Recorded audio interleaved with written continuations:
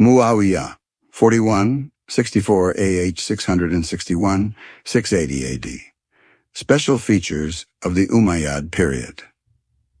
The accession of the Umayyads did not simply imply a change of dynasty. It meant the reversal of a principle and the birth of new factors which exercised the most potent influence on the fortunes of the empire and the development of the nation. During the days of the pious Khilafat, the Khalifa was elected by a popular vote in Medina, and the election was duly respected by the outside Arabs. But from the time of Muawiyah, the reigning ruler began to nominate his successor, and the leading chief of the empire took the oath of allegiance to him in the royal presence. The system of nomination struck at the root of the republican spirit of Islam. Under the pious caliphs, the Bait al-Mal, or the public treasury, was the property of the people, and every man of the commonwealth had equal rights to it. But from the time of Muawiyah, it was transformed into a family property of the Umayyads. All the Umayyad caliphs, except Umar bin Abdul Aziz, regarded the Bait al-Mal as their personal property and spent it according to their sweet will. In the days of the Republic, the Khalifa was assisted by a council of elders. Highly important matters were discussed publicly. Ordinary people had also voice in the government. Free thinking and free criticism of the government policy constituted the most distinctive features of this period. But under the Umayyads, the council of elders disappeared and free criticism of the government policy was not tolerated. The preachings of the great prophet wiped out the racial jealousies, and it was held in check during the days of the Republic. But the Umayyad caliphs revived the tribal jealousies in order to serve their own purposes by playing off one tribe against the other. The racial jealousy between the Madarites and the Himayarites, which had nearly died out in the days of the Republic, weakened the strength of the empire and constituted one of the important factors for the fall of the Umayyad dynasty. The pious caliphs were accessible to the meanest of their subjects. They used to wander about at night to see the condition of their subjects without any guards. They lived in accordance with the principles of Islam. They had no magnificent palaces for their residence. Many of them fell victims to the assassins' knives, yet they did not feel the necessity of posting any bodyguard at their doors for their personal safety. The Umayyad caliphs, on the other hand, lived in castles and palaces and employed bodyguards for their protection. The practice of drinking, gambling, racing, etc., was introduced in the society. Thus, with the accession of the Umayyads, a new era dawned upon the history of Islam. Early life of Muawiyah. Muawiyah was the son of Abu Sufyan, who was the leader of the Quraysh and for a long time the most formidable enemy of the Prophet. In the fall of Makkah, he, along with his father, Abu Sufyan, and all other members of Banu Umayyah, accepted Islam and devoted himself to its cause. The Prophet appointed him his private secretary and married his sister, Habiba. The political career of Muawiyah actually started from the reign of Umar. After the death of his brother, Yazid bin Abu Sufyan, in the Battle of Yarmouk, Muawiyah was made the head of a district in Syria. By virtue of hard labor and successful administration, he soon won the appreciation of Umar, who made him the governor of the entire province of Syria. When Uthman became the Khalifa, he was confirmed in the governorship of Syria. During this period, he actively extended Islamic rule over the neighboring territories of the Byzantine Empire. During the Khilafat of Ali, he had to struggle with the Khalifa for the defense of his position. It was at that time that the idea of becoming a Khalifa had probably taken birth in the heart of Muawiyah. Upon the abdication of Hassan, he became the Khalifa of Islam, his accession. On his accession to the throne, Muawiyah devoted himself to the consolidation of the empire. Since the assassination of Uthman, unity was broken and there was no peace in the country. At the outset, Muawiyah transferred his capital from Kufa to Damascus for his own convenience. The Kharijites, the Himyarites, and the Mudarites were a source of troubles to the empire. He suppressed the power of the Kharijites and then paid his attention to the Himyarites and the Mudarites. During the time of the Prophet, Arabia was inhabited by various people who claimed their origin from Ismail, son of Abraham. The former lived in Yemen, south of Arabia, and they are called by the Arabian writer as Yemenites.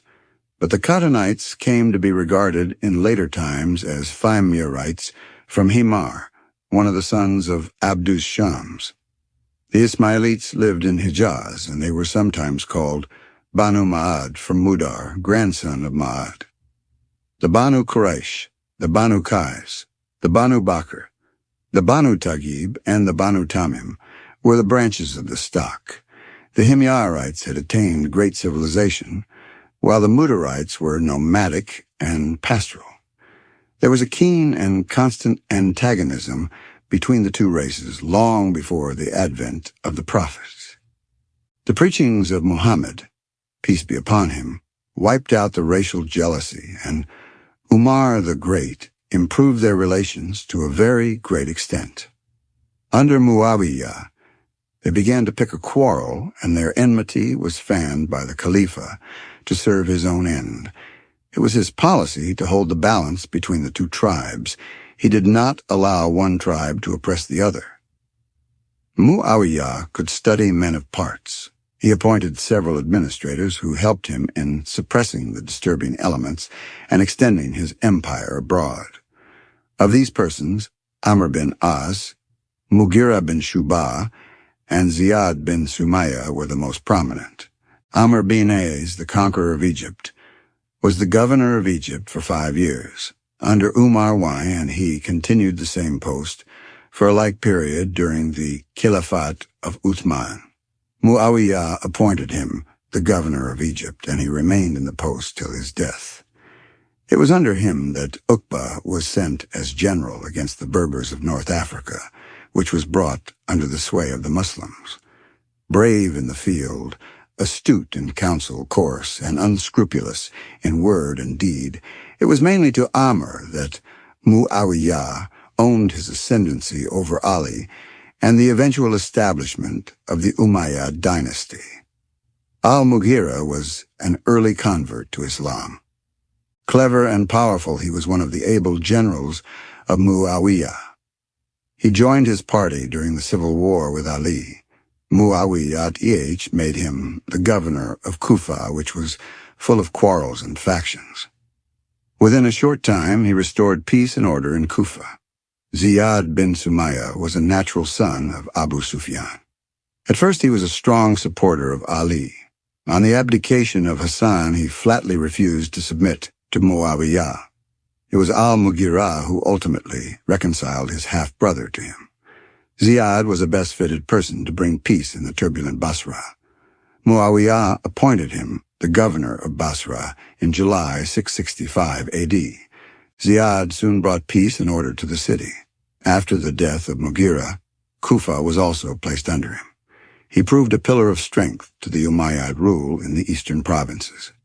Powerful, wise, and eloquent, he was the ablest statesman of the day. Conquest of Muawiyah. Having established his position at home, Muawiyah embarked upon a career of conquest. The conquest of North Africa was a memorable event of his reign. In the beginning of his reign, Amr bin As was the governor of Egypt. He was so much disturbed by the Romans that he sent his famous General Uqba to North Africa. He fought against the Romans for a long time and brought Africa under his sway. He founded Kairouan to the south of Tunis in 50 AOH./670 AD and strongly fortified it against the raids of the Berbers. Kairouan subsequently became the capital of North Africa. But a few years later, Uqba was surprised by the joint attack of the Roman and Berber armies. He, with his small army, fought against the enemy, but was defeated and killed. Kairouan again fell into the hands of the Berbers. Uqba was one of the best generals of the Muslim world. He is regarded by the European historians as the Muslim Alexander. One of the ambitions of Muawiyah was to conquer the Byzantine capital, Constantinople. And with this end in view, a formidable expedition was sent against Constantinople under the command of his pleasure-loving son, Yazid. The expedition was not successful for various reasons. The name of Muawiyah will remain fresh to the memory of the readers as the builder of the first Muslim navy. While he was the governor of Syria, he had built a fleet of nearly 500 ships to fight with the Greeks on the Mediterranean Sea. With this fleet, he conquered Cyprus, Rhodes, and other Greek islands near the coast of Asia Minor. Muawiyah made great progress in extending his rule in the east. Herat, having rebelled, W stormed in 41 Adat, High Dot /661 AD, and 2 years at Kabul was captured. Ghazia, Balkh, Kandahar, Bucca, Sanaikan, and Tirmidh were also annexed to the Empire of Islam. Thus, the reign of Muawiyah witnessed not only the consolidation, but also the extension of the territories of the Caliphate.